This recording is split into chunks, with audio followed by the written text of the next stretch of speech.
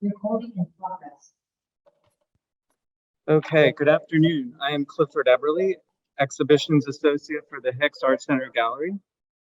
Thank you for joining us for an artist talk with Chris Trueman in conjunction with the exhibition's Mediations in Hicks Art Center Gallery.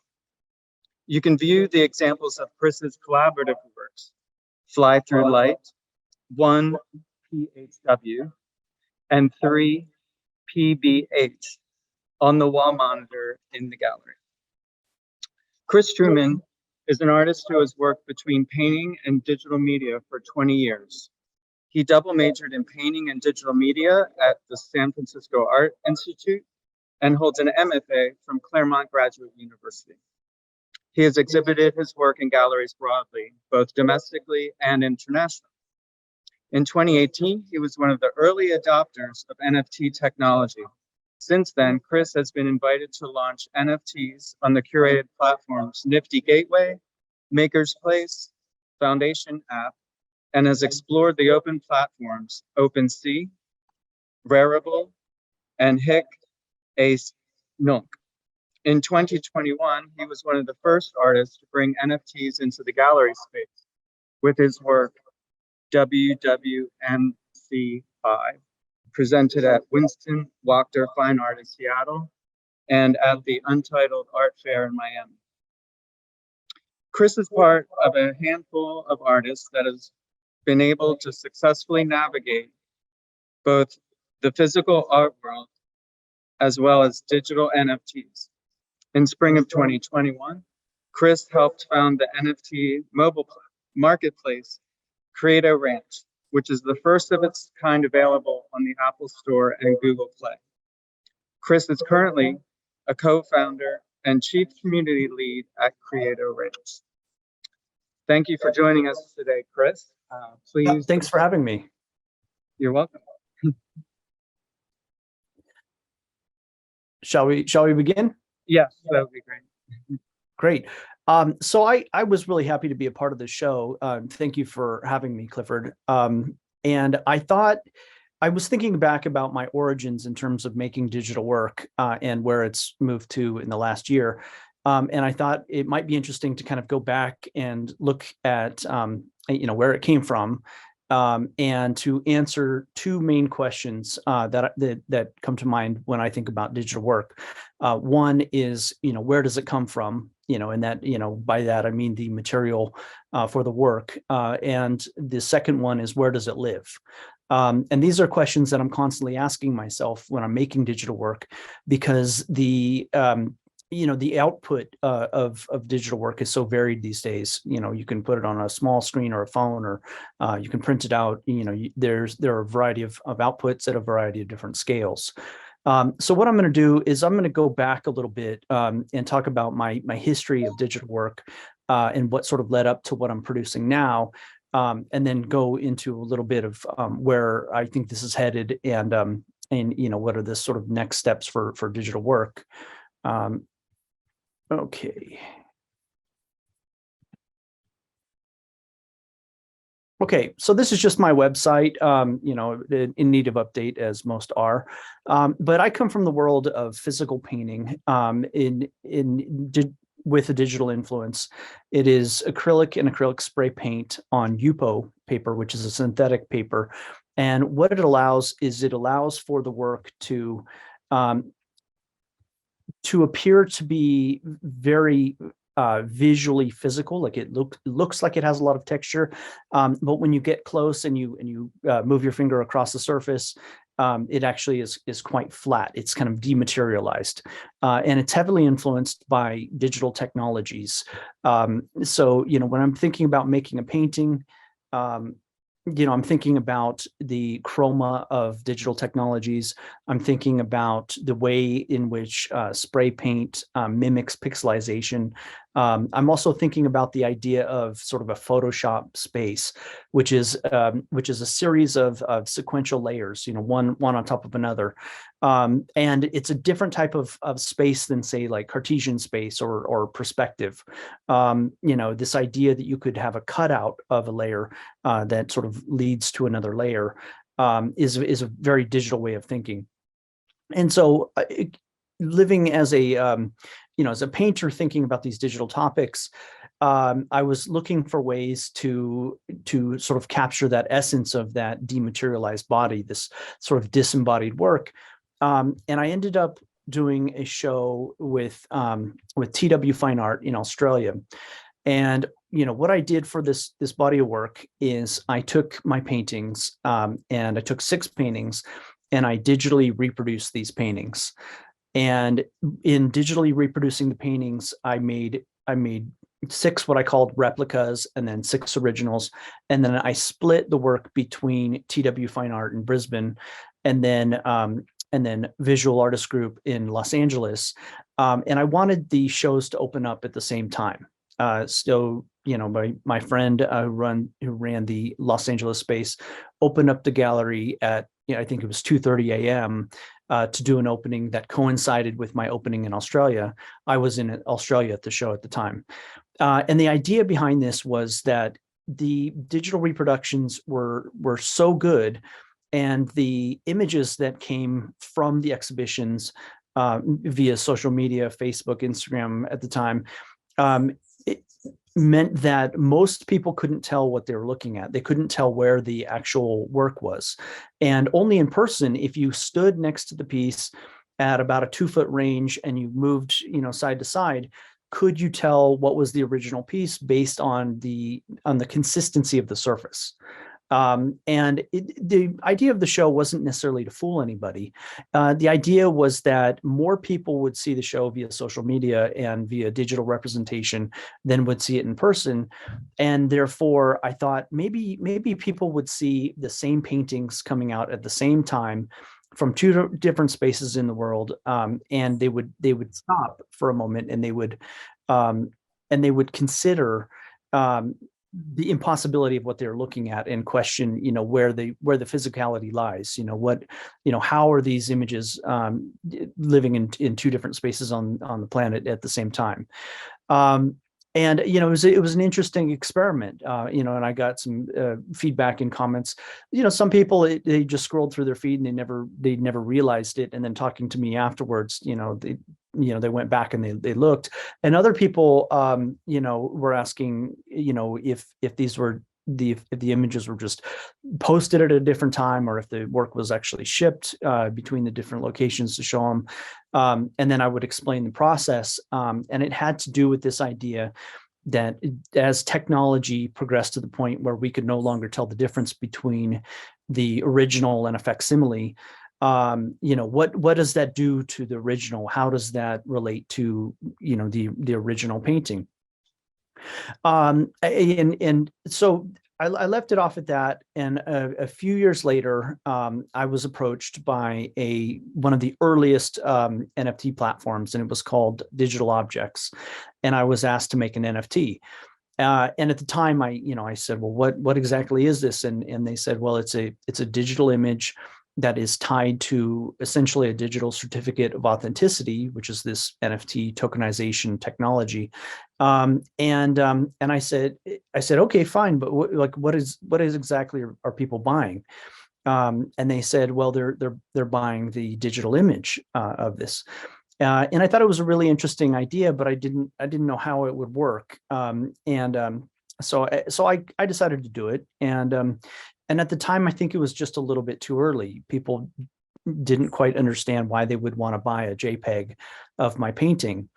And so that company ended up folding. And yet it left this sort of lingering question in my mind of, how do we relate to these digital assets as our lives become more immersed in digital culture, as we spend more time on Facebook and on Instagram and and TikTok and all these various, YouTube, all these various social media platforms.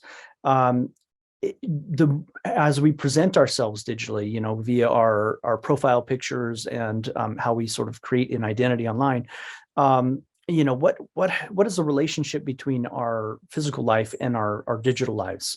And around came this this new platform called Nifty Gateway, and they approached me and they said, let's see if I can find my. And they asked me if I would do a NFT launch with them. And so I went ahead and I did that. And I had told him, at the beginning, I said, I've done this before and it really didn't go so well. So I don't know what has changed in the meantime, but I'm still willing to give it a try. And so I did a launch with Nifty Gateway. And I remember distinctly that when that launched, I was sitting by a pool and I looked at my phone, and all of a sudden my email just started filling up, with these people who had purchased my editions. And the thinking behind this drop with Nifty Gateway is that I had several paintings. Here's one of them that had disappeared. One of the paintings, this one in particular, was shipped to a collector, and it never arrived. And the painting itself was lost. And I thought, I've got these high-res scans of these paintings. It would be really interesting to bring these paintings back to life, sort of digitally, and give them a second run, a second life. So each one of these, this is one of the editions. This is another one. Several of these pieces went off to a show in China, and they were never returned. I was never able to get the work back. So in total, there were 4 pieces, and they were sold as editions, and they became digital objects, and still digital objects. And it went really well, and it was the beginning of this NFT craze that had started, and I thought, wow, this is really interesting that they've figured it out. They've been able to make a market that works for these digital objects, and this is going to open up a lot of avenues for digital creatives. People who have been making digital work for a long time that have had no access to a market. And because a digital asset was infinitely you can copy it infinitely, that there was no scarcity. There was no reason for you to buy a JPEG, because somebody could just send you the same JPEG and now you both have it. And so with this new technology with NFTs, what they were able to do is they were able to say, oh, we've got this non-fungible token that we've attached to this digital media, and from there we can tell who owns it and the authenticity of who made it, and it functions. You can transfer it, you can sell it, you can use it as a method of creating a scarcity on something that would be otherwise not scarce. And I thought that was a really interesting idea, that we're now creating digital technology that will allow for these assets to be traded in these marketplaces. And Nifty Gateway had really helped to launch this. What you can see here, if we're looking at this image, this is a scan of a physical painting. How I made this painting was I had created a silk screen with this patterning, and that was originally a digital created pattern. And then I worked with a screen printer, and he printed about 100 versions of this screen onto Yupo paper. And so each one started out virtually identical. Sometimes they had a little bit of color in the patterning. Other times they were clear. It was just like a clear acrylic, and then the pattern would emerge through the subsequent layers that were added to it. But the idea was that these pieces would have a common origin, that they would have like a starting point that was established, and then from there I could push off of it, and I could see how many different directions I could take this. So this is when I'm starting to merge painting and digital technologies to work together. And what happened was that after making this painting, I would scan it again. And the reason for that is that I wanted to see if I could further cannibalize my work. And so I created a vocabulary of images that I could use that were essentially based on my paintings. Something like this. what this is about 5 layers of, taking from those scans of my paintings, stacking them up, and then digitally altering them and manipulating them. So some of the color and the light are gradients that I've built in there, and then some of the relationship between the layers are done through blending channels that will allow for for all of these works to be created from similar origins, from my vocabulary of scans, but to turn into unique pieces. Oops, wrong direction here. So you can see that each one typically has several layers of the linear patterns, and then I'm dealing with often gradient light, which is to me is sort of symbolic of digital space, and then they're used to create these unique, sometimes one of ones, sometimes they're editions of 5 or 10 or whatever, and they are put out there as NFTs. One thing that I was cognizant of is that there's a certain color range and a type of light that is, when you're looking at it from a screen, from a rear projection, it's the type of color that that you can't produce by printing, because a print is essentially reflected light. And so as soon as you change from a projected light to a reflected light, you're going to lose some of that coloration. So to me, they became native digital. So, taking a little bit of a look back here, starting with a digital set of lines that I created this sort of moire pattern and linear pattern with, screen printing it, so turning it back into physical, and then painting on it with a spray paint and various techniques, and then scanning it again. What it does is it took with it some of the residue of the of the physical space. So you can see, the kind of like the grit, the way that the image breaks up comes from inorganic quality, because it comes from a painting rather than coming from software.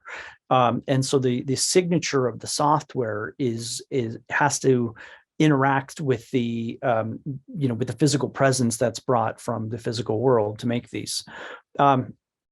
So then sometimes what would happen is that I would print them back out, say such as this one, and I made a aluminum dye sublimation print, and then I would paint back on top of it. So there's this pattern that I'm working with where I'm taking something from digital and I'm making it physical, and then I'm scanning it back in, and then I'm making it physical again, and I can go kind of back and forth until I get exactly what I want.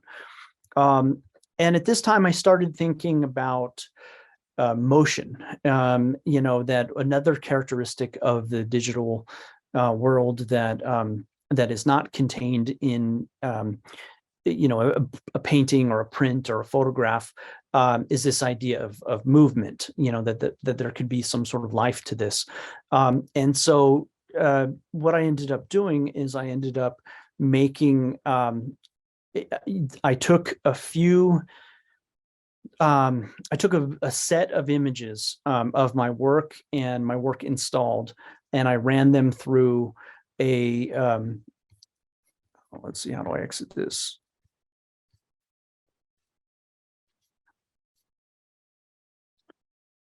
Okay, I'll get to it.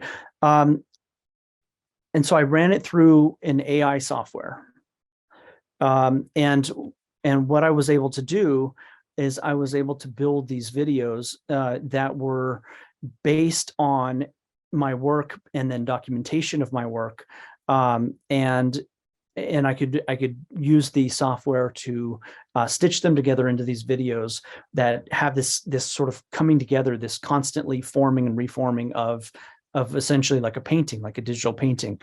And it's a loop, and so you can just watch it continuously.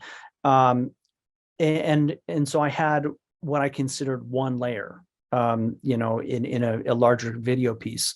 And this comes from the documentation and scanning of some of these images that I had. So I'm cannibalizing my own work to make this digital work. And then I eventually end up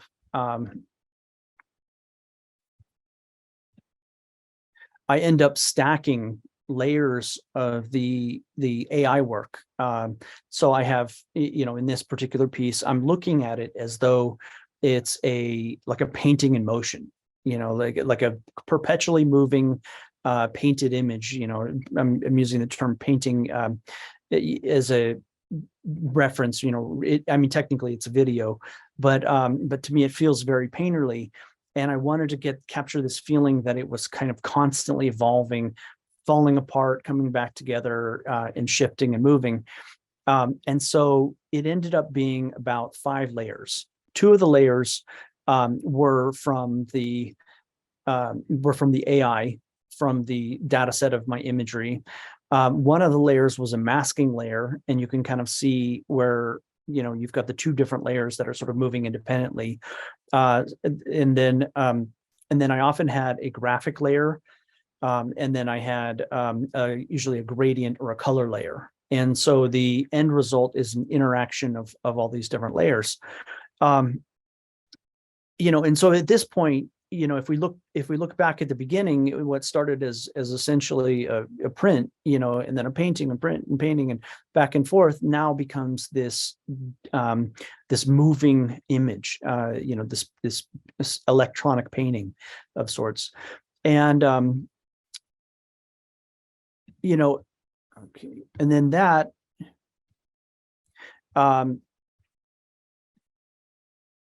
this was part of the crypto art fair in New York City, as on a giant billboard during NFT.NYC.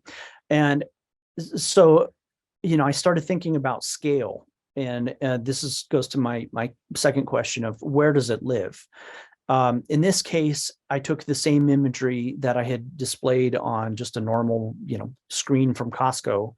And, I'd also displayed on my phone and, a handheld scale. And I made it's the same video. And I just formatted it for this screen that was about, 5 or 6 stories tall. And so it engulfs the whole, your whole vision when you're standing up next to it. And there's this sense of scale that is impressive on a level that you rarely get with most artworks because of the physical limitations. So this idea of taking this digital asset, this moving painting, and figuring out where to put it and how to build it into the world, with now there are screens that are available on all sorts of buildings, and they're becoming a larger part of our life. As new technologies come out, there's going to be more opportunities for us to display digital work. So this is the largest that I've ever displayed the work, but I've also done it on projections, and I've also had it on smaller screens out in the world as well. So, but in theory, it could go anywhere. And unlike a painting, if I wanted to ship it to Europe or to Asia or Australia, I basically I email it over and they can display it there. Whoops.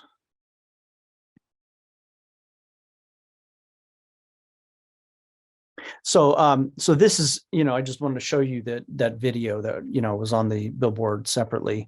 You can see, if you look closely, that there's a graphic layer that is built on these sort of moire patterns that are kind of spiraling into this piece that feel like a sort of a watery, electronic sort of watery impression there.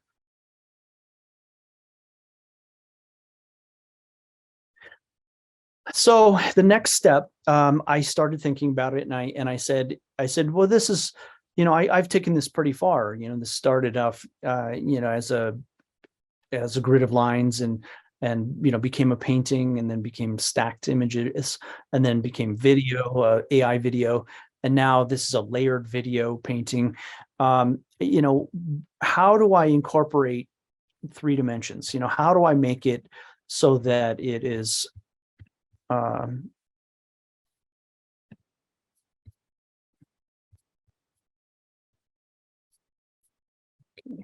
here we go. Nope, that didn't show it.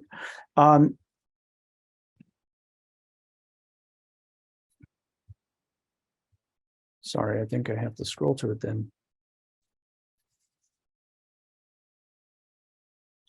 Well, I'll go to this one. Okay.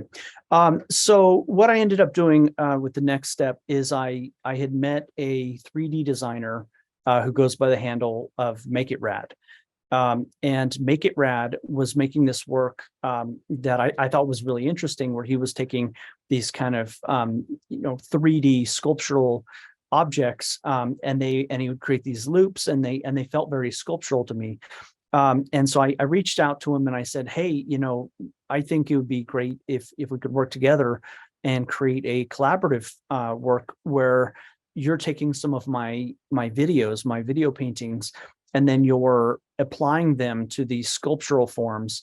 And as a result, we'll end up getting these 3D images of this work that that is both painterly and sculptural at the same time, with a sense of motion.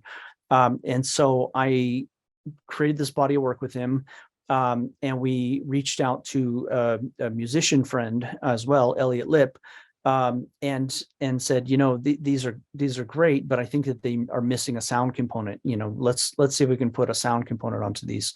And Elliot was willing, and so the 3 of us worked together, and we created a show of this work that was shown at Winston Walker, and several of the pieces are in your gallery there. So, you know, you can see here that this is a still image of one of the pieces, and there are these kind of crystalline 3-dimensional forms that you know, that move around the space. I'm going to show you a video in a second, and then there's a sound component to it.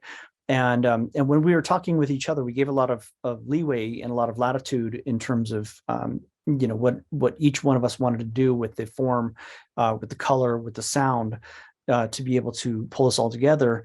But when the sound was added, then there also was a sense of scale in my mind. You know, the sound helps to create a sense of scale with the objects, and there's these sort of container-like forms, and it's this, you know, these expressive crystals, for lack of a better word, that are sort of pushing against this very clean kind of sterile space, and you know, that's how they came out here. Okay.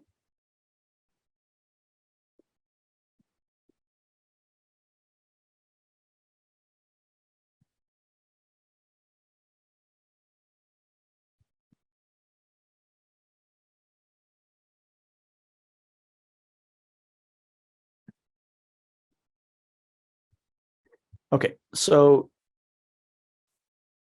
oh, it's not right.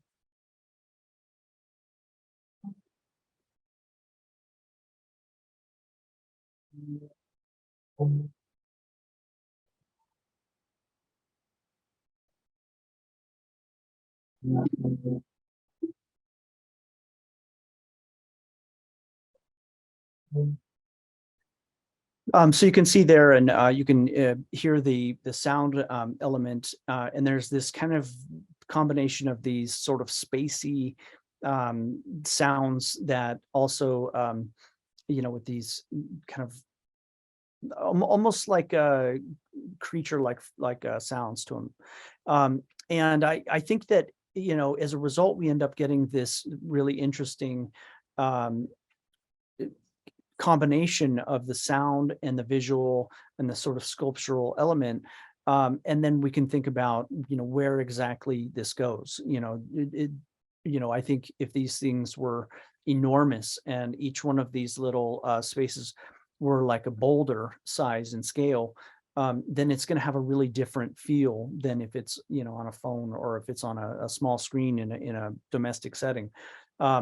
So, this idea of creating for a larger scale. The other component that we're thinking about is AR, which augmented reality, which could be realized either through the goggles or through a phone out in the world, where some of these sculptural aspects, you could see it in a sort of park setting. I can stop sharing now.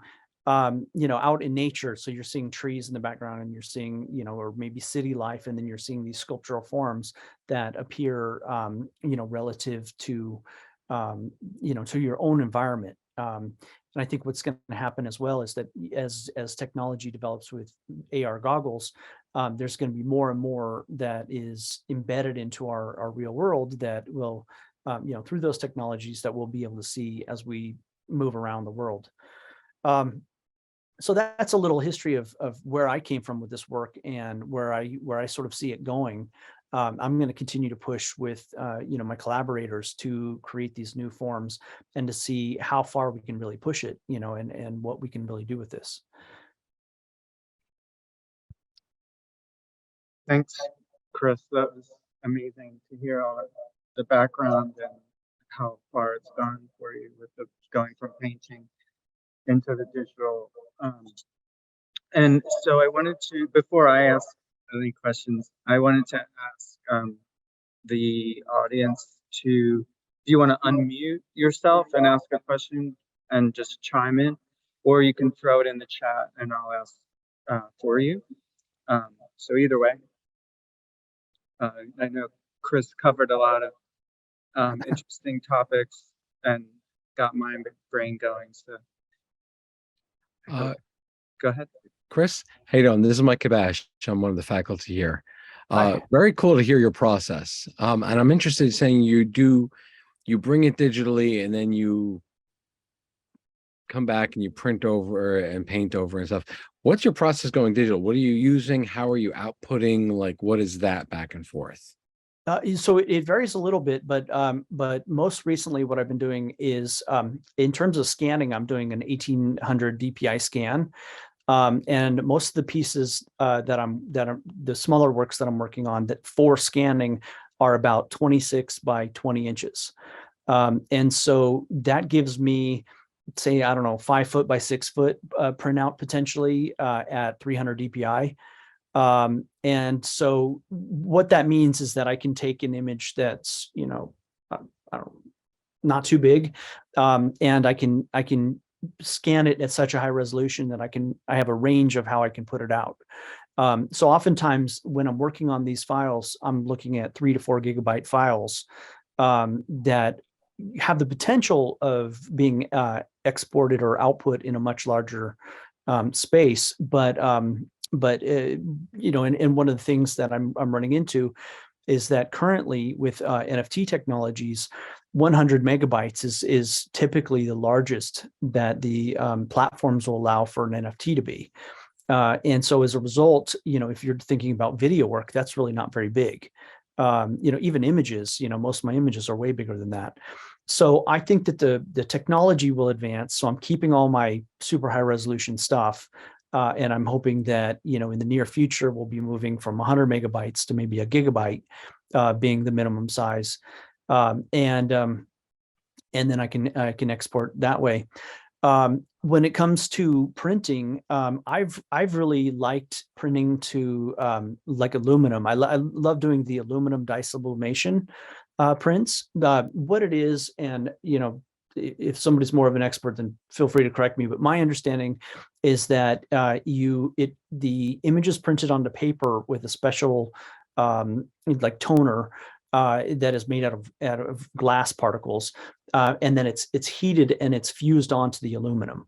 And so what ends up happening is you end up getting this really durable surface on this on the aluminum that can handle a lot of abuse. And so in my painting process, I'm not worried about the image being scraped off, or I'm not worrying about flaking or any of that kind of stuff.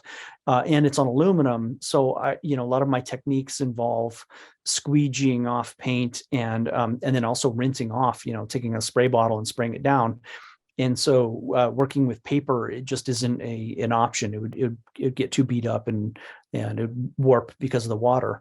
So yeah, most of the scanning is just flatbed, 1800 DPI scanning, and most of the output is aluminum dye sublimation prints for the physical stuff.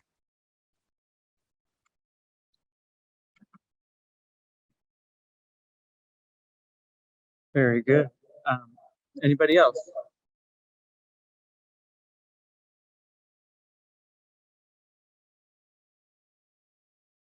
Along with that size issue, it made me think, I'll be the devil here.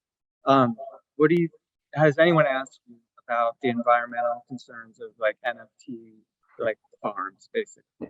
Yeah, definitely. It's really interesting timing too, because I don't know how many of you pay attention to crypto, but we're on the eve of the Ethereum merge.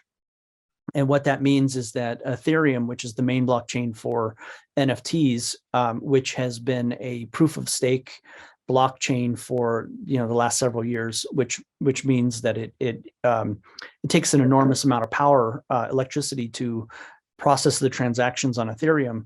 That is transferring into a proof of stake, which is a very low electricity usage protocol, and that's supposed to happen, I think, tonight or tomorrow. So if Ethereum is successful in doing that, then it will reduce its electrical and environmental impact by about 99.9%. In the meantime, I've been using Tezos, which is already a proof of stake platform, which the electricity usage, what happens with it is it comes from having to activate large amounts of computers to process the transactions, for Bitcoin and for Ethereum. And with proof of stake, it's a different protocol where it just activates one computer. It kind of randomizes and it activates one computer to run the tabulation. And as a result, it uses about as much electricity as charging a tablet. So it's much less in terms of the electricity usage. And they've been able to make improvements to the blockchain that actually increases that that effectiveness. So when I think about the environmental impact of these technologies, I think I'm really glad that we're moving towards a lower electricity consumption with the blockchains, because last year Ethereum used as much as some small countries. That's how much electricity is being used, and I think that over the long term, that's excessive for sure. And as things are moving towards proof of stake, I think we're going to be in a much better situation. Yeah, I think so.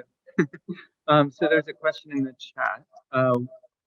What was it like trying to manage double majoring as in both painting and digital? I'm it's a good question. So I'm a fairly logical person. Like I kind of come from a little bit more mathematical background, and so to me, when I went into painting, that was the sort of the other side of my brain, the sort of dichotomy. And so it wasn't that difficult of a transition for me. But at the same time, one of David Famillion, who was one of my teachers in the digital media department, he said, even though you're making video now, he said, I always think of your video as paintings. And he said, there's a clear distinction between what you're making and, what I'm seeing coming out of the more native video users. Just the way that I'm looking at composition and color and the formal aspects. And that always stuck in my mind because I think if we look at the history of painting and what we consider to be a painting, that definition has really expanded over the last 50 years to include objects and to include, things that are sort of transient and, can you make a painting out of light? Can you make a painting out of, pure objects? So, when I'm thinking about making my digital works, it still has a strong painting feel to me. And I'm thinking about that in that sense. So to me, when I make these videos, I call them, digital paintings, or in the case of the collaborative work, it's more like a digital sculpture to me. And so that's kind of the frame that I come to when I'm approaching that work.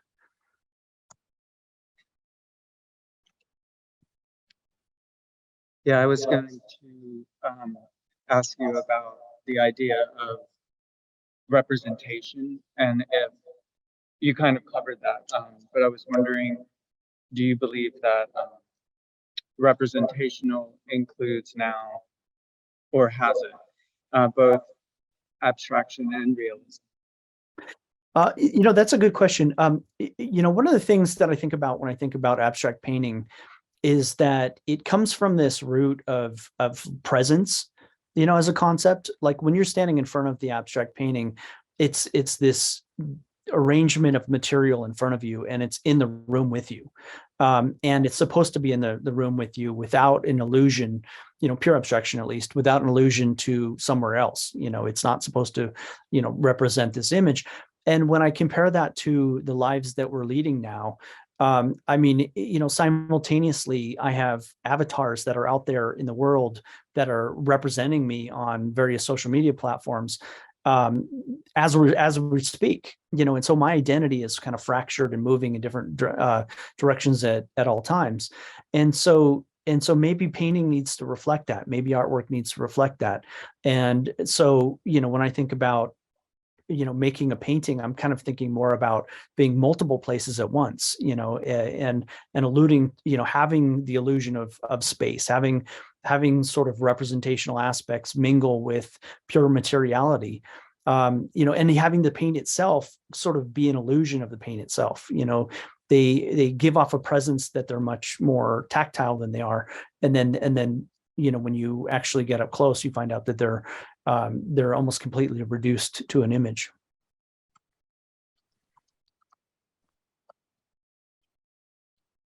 Yeah, that was so good. Thank you. Yeah. Let's see.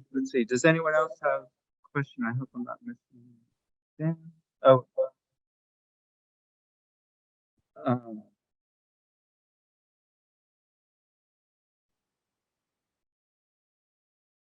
I like what you said about when you were sort of cannibalizing yourself in your own paintings, because it made me think of appropriation and how I guess now we're in like post appropriation, but I'd never really thought about appropriating one's own work. But I think you kind of, in order to feel less traumatized by your work being stolen, I think that Ghost series was such an amazing sort of like self healing. At least that's how I would have felt. Yeah, I had a friend that was making fun of me, and he said, you figured out how to sell a stolen painting. And and it was a joke, but to me, it was important that they would live another life in another form, because it was really disappointing to have those just disappear. And I don't know if they ended up in a trash heap or if so they're hanging on somebody's wall, or I have no idea. And I think a lot of artists can relate to that you put so much time and effort into your work, and then you send it off in the world, and sometimes it gets stuck in the back of a gallery in some rack for a decade, or there are elements that just kind of fall off. So with the blockchain and these, like you don't necessarily know who is doing various transactions to these things, but you can look at the set of transactions with each one of the NFTs, and you can see that it was sold here, bought here, transferred here, and you can trace it back to its origin. And then when it is resold, there's also a royalty that's set in, which I think is a novel concept for artists, so that they can participate in the increase of saleability of their work, and continue to get paid if people transact on their work. So I think that's a really great innovation for artists is being able to do that. I had another. I wondered if you could just speak a few minutes about Creator Ranch. Is that similar to Maker's Place and Nifty Gateway, or how are they different? Yeah, so it's an app. We started out with Creator Ranch. I was originally a consultant or consulting for them, and they wanted somebody who had made NFTs and that was in the industry to kind of flesh out a few of their ideas. And so the more I started talking to them, the CEO ended up bringing me on as a whole founder. And we attempted to solve 4 different problems, with the mainstream. One is that if you're using most of the other platforms, you need to have your own digital wallet and hold your own digital assets. And that has proven to be very difficult because of the high barrier to entry. And then the lack of education when it comes to the safety of your digital assets. If you click on the wrong things, your whole digital wallet can disappear. Yeah, people can steal it all. So there's a sort of a steep barrier of entry on that. The other is that just the act of buying cryptocurrency, sending it to the wallet, and then being able to transact that way was also a barrier to entry that was keeping people out. So we wanted to be able to use fiat and credit cards to be able to transact. The other thing is that we were concerned about the environmental impact of Ethereum and of proof of stake blockchains. And so we chose to mint on Tezos, which was the proof of stake as the low electricity usage. And so we used that in order to avoid adding to the further consumption of Ethereum. So that was another thing that we attempted to solve. The other was that there really wasn't a social element to NFTs. Like a Instagram component or like a follow, people being able to promote their NFTs through social engagement. And so we wanted to build that in, and that's much, much easier on an app than it is on like a website. And so at the current moment, most NFT trading is done via the web. And where we see it going is that there will be, I could see in the near future, Apple coming out with a digital wallet that will make that much easier for people. OpenSea, which is a major platform, is already starting to innovate and to add other blockchains to it. And Nifty Gateway has added some features as well. So we're inching towards a more mainstream adoption of this. Samsung has explored some of the, making NFTs available via their frame screens. And I think we're kind of heading that direction. But at the moment, it's also new that there's a very small percentage of people that are that have embraced this technology. And I think in the next 5 to 10 years, it's going to impact a much larger segment of the population. Thank you. Yeah, that's a great explanation, and I'll have to check that out. Yeah. The other thing that I think is really interesting, and I was just on a Twitter Spaces this morning, is this idea of the international artist. There are so many artists from Brazil and from Indonesia and from Eastern Europe that have made really interesting work and have been able to actually make a living by providing their work of internationally. And so, a lot of their supporters, the United States is the biggest has the most marketplaces and is the biggest purchaser of NFTs.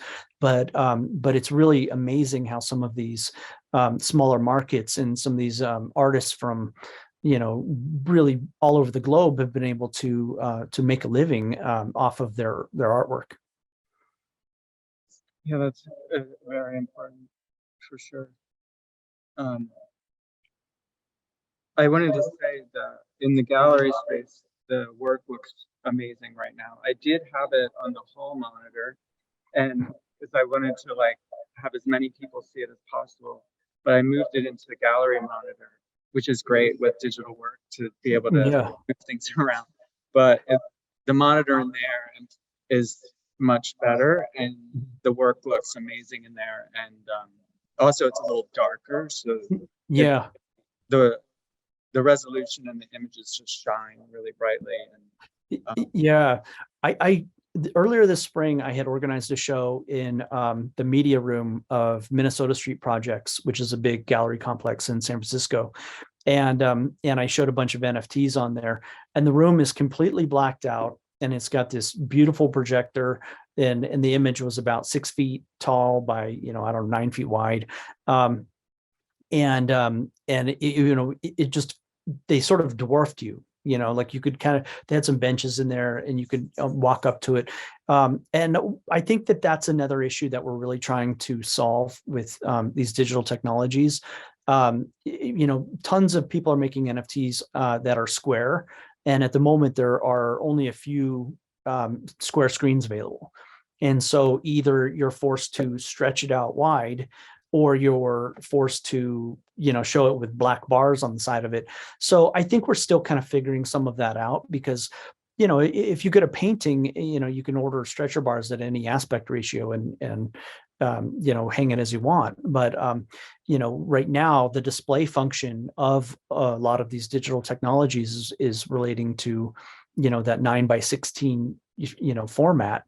And a lot of artists have, in fact, for the work that you're showing, we output that at that aspect ratio with the understanding that the most likely, output or display for that work is going to be on the 9:16 format. which goes back to landscape and painting. Yep. Well, I'd love to chat with you for longer, but I don't want to keep you. Does anyone have any last questions for Chris before we let him go? All right. Well, if anyone wants to stop by the gallery, I'd be happy to give you a tour. Email me at clifford.eberly. It's in the, let's see. I think I throw it in the chat. Here, I'll put it in there now. And also afterward, the recording will be available. It'll be unlisted, but it will be available on the Bucks website. So, okay. All right. Thanks again, Chris. It was great to catch up over this talk. And yeah, great to see you. Yeah, great to see you too. Hey, Clifford. Yeah. There was one thing, a question came up in the chat. Do we have the barcode for Bucks Plus? Oh, wait, I wonder. Hang on. I have it in the auditorium, but wait. Let me attach it. I think I can do this.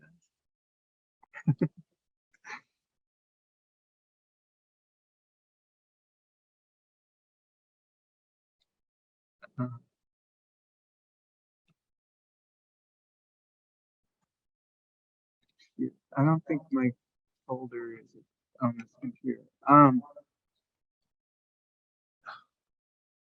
Let's see. The L drive is not opening for me. So let me grab it and see if you can scan it from the screen. We'll try that mediation. There you go.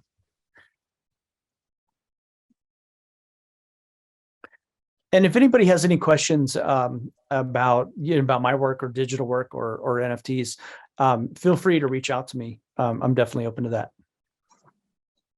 Maybe try to scan. I don't know. Or you can scan a barcode gallery. It's in there, so inside.